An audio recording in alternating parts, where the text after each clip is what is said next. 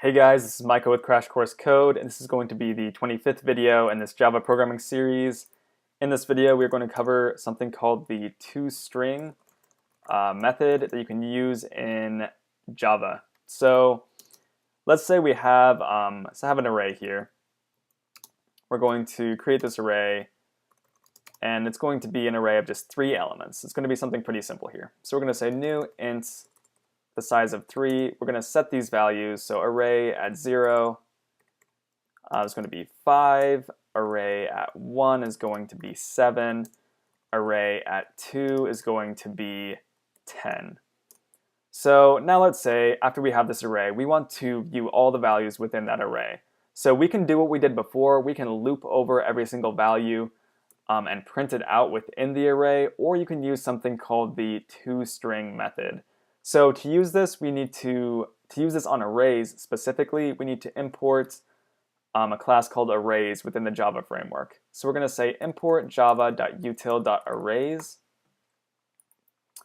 And arrays has a method called toString that can convert an array into human readable output. So we're going to say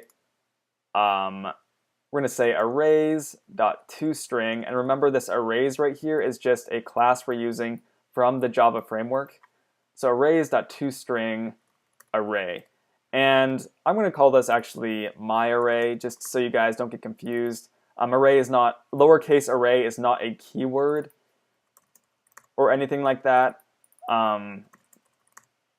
Just to be a little bit more clear here. We're going to put my array in here.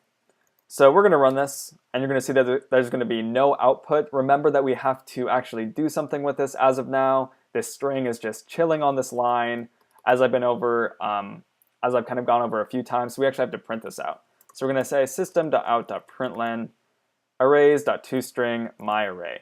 So you're going to see that this prints out a really nice representation of our array right here. So it says 5, 7, 10.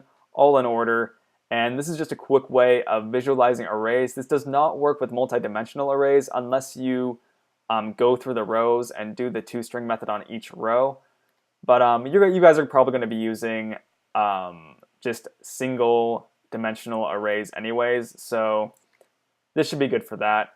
The toString method is used on pretty much every single class that has some sort of human readable output. As just a brief description, if this doesn't make sense, don't worry about it, but basically you can implement the toString method in different classes, which classes are going to be a big subject we're going to go over in a few tutorials here.